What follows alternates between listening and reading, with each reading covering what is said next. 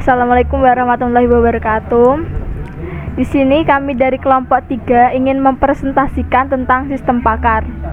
Dalam kelompok 3 ini beranggotakan Muhammad Rizal Najib, Abi Zaki Maulana, Linda Yuliana, Ahmad Ariel Pangestu, dan Sani Nanda Rafika.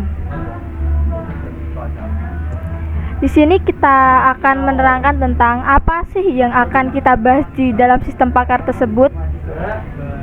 Di sini ada apa itu sistem pakar, manfaat sistem pakar, kekurangan sistem pakar, konsep umum sistem pakar, struktur sistem pakar, dan jenis sistem pakar. Selanjutnya, kita akan membahas tentang sistem pakar.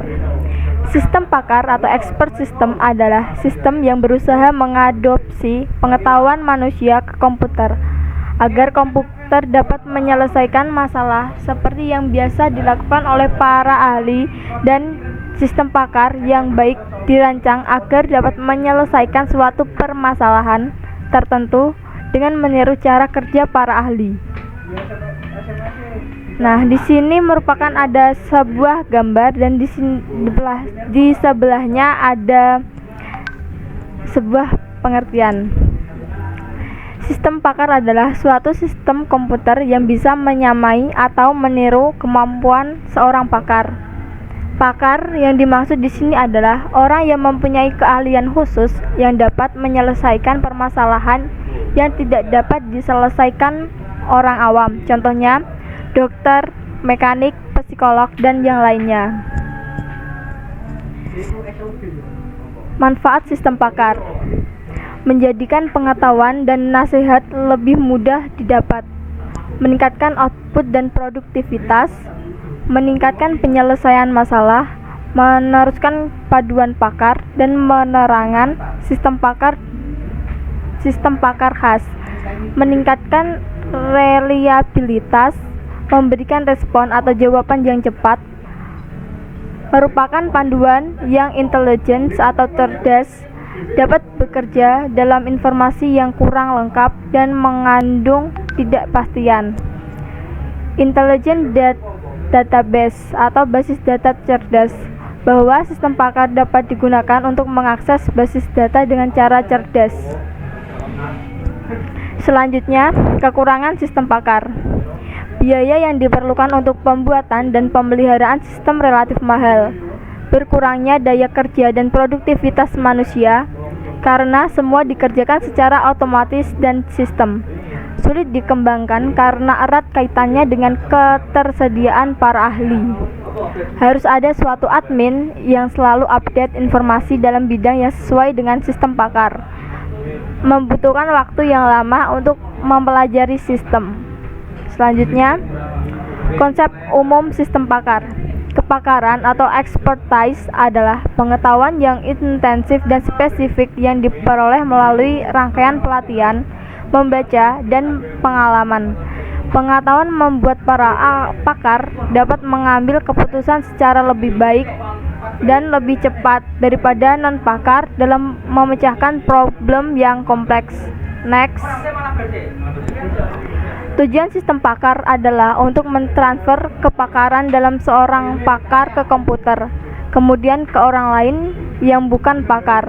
Proses ini membutuhkan 4 aktivitas, yaitu tambahan pengetahuan dari para ahli atau sumber lainnya, representasi pengetahuan ke komputer, inferensi pengetahuan dalam pengalihan pengetahuan ke pengguna. Menurut Turban, ada 3 yang terlibat dalam lingkungan sistem pakar, yakni ada pakar, knowledge igniter, dan pemakai. Next. Struktur sistem pakar. Ada 2 tampilan, lingkungan pengembangan dan lingkungan konsultasi atau runtime. 3 komponen utama yang tampak secara virtual di setiap sistem pakar adalah basis pengetahuan, mesin inferensi, dan antarmuka pengguna. Sistem pakar yang berinteraksi dengan pengguna dapat pula berisi komponen tambahan berikut: Subsistem akuisisi pengetahuan, blackboard atau tempat kerja, subsistem penjelasan atau justifier, subsistem perbaikan pengetahuan. Bentuk sistem pakar. Berdiri sendiri. Sistem pakar jenis ini merupakan software yang berdiri sendiri, tidak tergantung dengan software yang lainnya. Tergabung. Sistem pakar jenis ini merupakan bagian program yang terkandung di dalam suatu algoritma atau konvensional, atau merupakan program di mana di dalamnya memanggil algoritma subrutin lainnya atau konvensional, menghubungkan ke software lain. Bentuk ini biasanya merupakan sistem pakar yang menghubungkan ke suatu paket program tertentu, misalnya DBMS. Sistem mengabdi. Sistem pakar merupakan bagian dari komputer khusus yang jenis-jenis sistem pakar.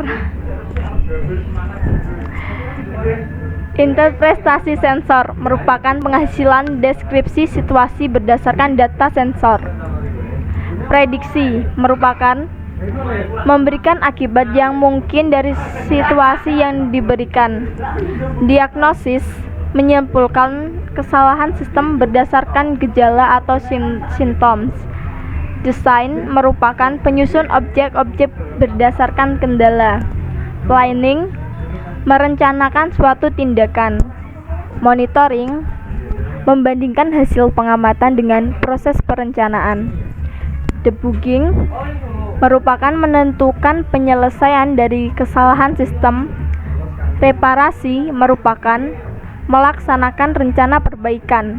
Instruction, diagnosis, debugging, dan reparasi kelakuan pelajar. Kontrol, diagnosis, debugging, dan reparasi kelakuan sistem. Berikut yang dapat kami sampaikan. Apabila masih ada kekurangan, kami minta maaf yang sebesar-besarnya. Sekian, terima kasih. Wassalamualaikum warahmatullahi wabarakatuh. Goblok ketokengan icip.